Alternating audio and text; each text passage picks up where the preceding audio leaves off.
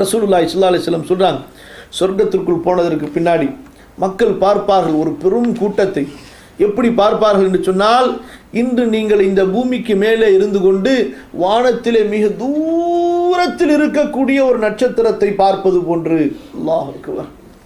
வானத்திலே மிக தூரத்தில் இருக்கக்கூடிய ஒரு நட்சத்திரத்தை பார்ப்பது போன்று சொர்க்கவாசிகளிலே கடைசி தரஜாவிலே உள்ளவர்கள் உயர்ந்த தரஜாவில் உள்ளவர்களை பார்ப்பார்கள்.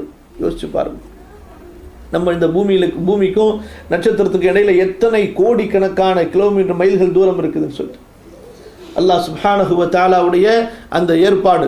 யார் ஈமானை கொண்டு நல்ல அமல்களிலே தங்களது வாழ்க்கைகளை கழித்து அல்லாஹுவையே முன்னோக்கி வாழ்ந்தார்களோ, இஸ்லாமிற்காக தீனுக்காகவே வாழ்ந்தார்களோ, மறுமைக்காகவே வாழ்ந்தார்களோ, அவர்களை அல்லாஹ் சுப்ஹானஹு வ தஆலா எவ்வளவு உயரத்தில் வைத்திருப்பான்.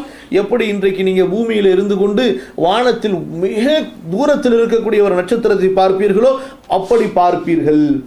இன்ன அஹ்லல் குரா, அவர்களுக்கு அல்லாஹ் சுப்ஹானஹு வ தஆலா அவ்வளவு உயர்ந்த வீடுகளை அங்கே கொடுத்திருப்பான்.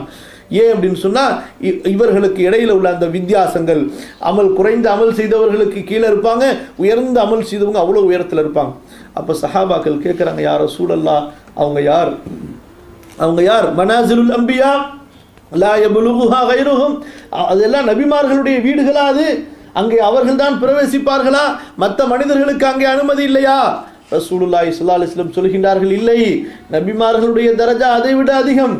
அந்த தரஜா யாருக்கு என்று சொன்னால், ரிஜாலுன் ஆமனு பில்லாஹி வ ஸத்தகுல் முர்சலீன், அல்லாஹுவை நம்பிக்கை கொண்டு தூதர்களை உண்மைப்படுத்திய உண்மையான முஃமின்களுக்கு அல்லாஹ் கொடுக்கக்கூடிய தரஜா அது.